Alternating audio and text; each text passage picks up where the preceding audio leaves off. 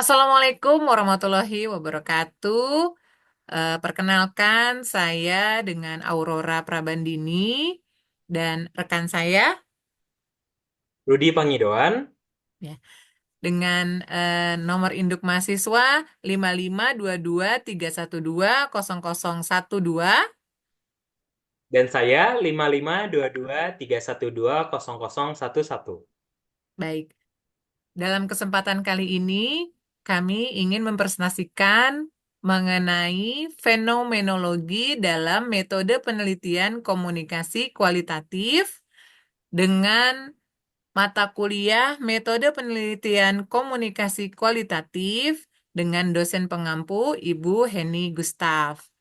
Baik, sebelumnya saya akan menerangkan mengenai apa itu fenomenologi. Fenomenologi merupakan sebuah pendekatan filosofis yang bertujuan atau yang berfokus pada pengalaman hidup manusia dan bagaimana pengalaman tersebut membentuk realitas. Dalam konteks penelitian komunikasi kualitatif, fenomenologi berperan penting dalam memahami makna dan interpretasi yang dibentuk oleh individu terhadap fenomena komunikasi.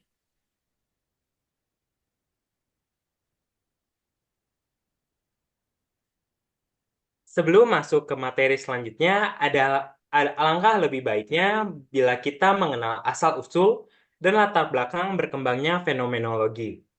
Hal ini dapat dilihat menurut tiga pendapat para ahli, dimulai dari Edmund Husserl, yang menyatakan bahwa fenomenologi adalah sebuah aliran filsafat yang muncul di awal abad ke-20 dengan tokoh kunci Edmund Husserl. Husserl menekankan pentingnya untuk menyelidiki pengalaman sadar manusia sebagai dasar untuk memahami realitas. Selanjutnya ada Martin Heidegger. Martin Heidegger, seorang murid Husserl, mengembangkan konsep being in the world yang menegaskan bahwa manusia dalam hubungan yang erat dengan lingkungannya. Konsep ini memperkaya kita tentang perspektif fenomenologi dengan menekankan pentingnya konteks dan pengalaman dalam memahami realitas. Selanjutnya ada Alfred Schatz. Alfred Schatz menerapkan pendekatan fenomenologi untuk memahami dunia sosial dan interaksi manusia, dan Schatz mengembangkan konsep common sense world yang menggambarkan bagaimana manusia membangun pemahaman bersama melalui pengalaman dan interaksi sosial. Selanjutnya, kita akan membahas mengenai perkembangan fenomenologi di dalam metode penelitian kualitatif. Pertama, kita akan melakukan pendekatan awal, yaitu pendekatan fenomenologi awal berfokus pada penyelidikan pengalaman hidup individu melalui metode seperti wawancara mendalam dan observasi partisipatif. Yang kedua, kita akan melakukan pendekatan hermeneutik, yaitu pendekatan yang mengintegrasikan interpretasi teks dan konteks dalam memahami makna dari pengalaman hidup. Yang ketiga, kita akan melakukan pendekatan postmodern. Pendekatan postmodern menekankan pluralitas dan relativitas kebenaran, menantang pandangan universal dan objektif tentang realitas. Selanjutnya, dalam fenomenologi terdapat 4 konsep dasar. Konsep dasar pertama adalah intensionalitas, di mana konsep ini menekankan bahwa kesadaran manusia selalu diarahkan kepada objek atau fenomena tertentu.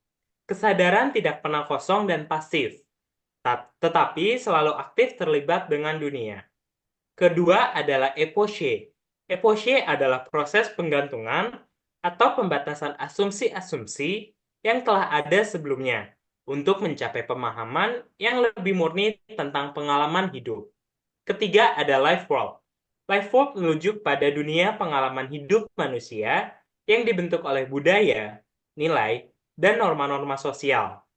Penelitian fenomenologi berusaha memahami bagaimana life world dapat mempengaruhi persepsi dan interpretasi manusia. Yang terakhir, konsep bracketing.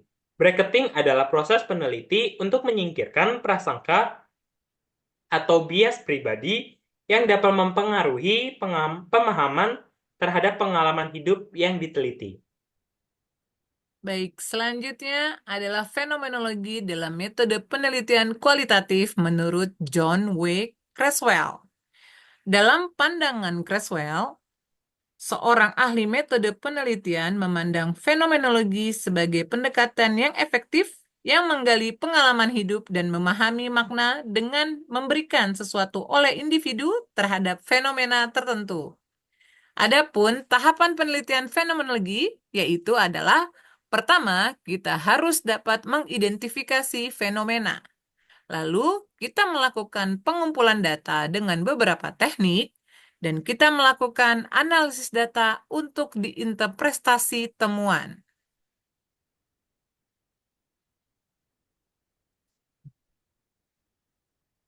Setelah memahami konsep dasar fenomenologi serta tahapan penelitian fenomenologi, selanjutnya adalah pembahasan mengenai fenomenologi dalam ilmu komunikasi. Fenomenologi membantu memahami makna dan pengalaman yang dibentuk dalam interaksi antar pribadi, seperti bagaimana individu membangun hubungan, bernegosiasi makna, dan mengelola konflik. Fenomenologi juga membantu memahami bagaimana anggota organisasi merasakan dan menginterpretasikan budaya organisasi, nilai, dan norma yang membentuk perilaku mereka. Fenomenologi juga dapat membantu memahami bagaimana individu dalam memproses dan menginterpretasikan pesan media, seperti bagaimana mereka menciptakan makna dari program televisi, iklan, dan konten digital.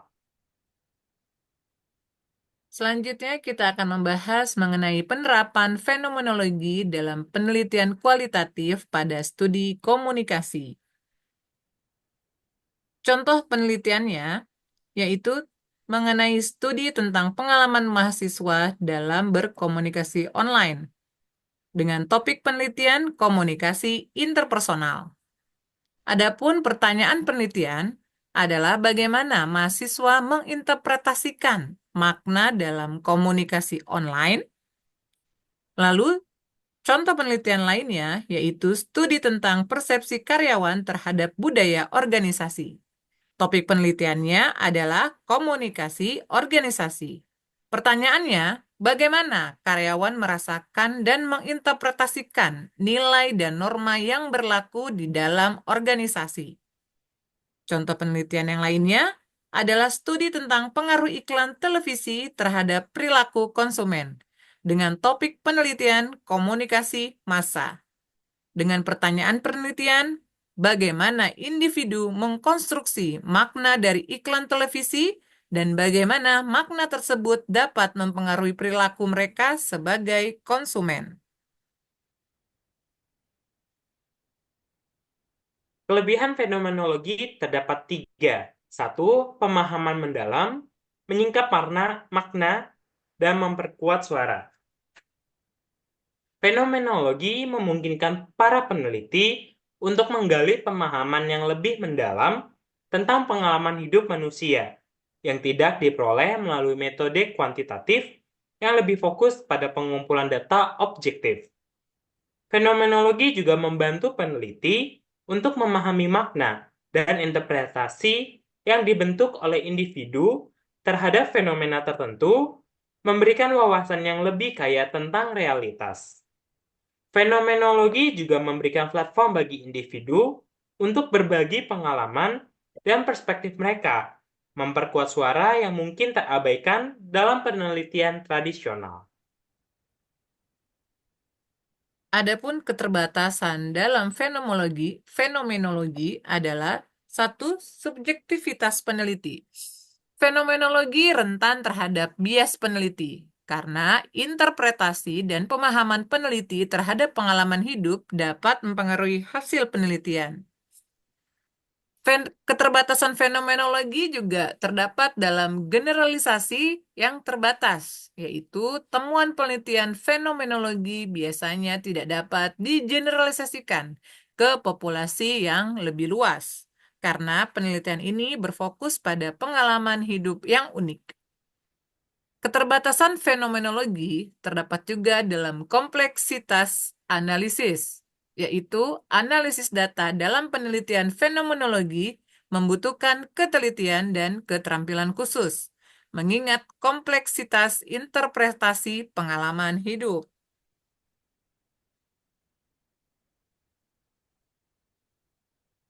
Kesimpulannya, fenomenologi memainkan peran penting dalam penelitian komunikasi kualitatif, memberikan kerangka untuk memahami pengalaman hidup, makna, dan interpretasi manusia.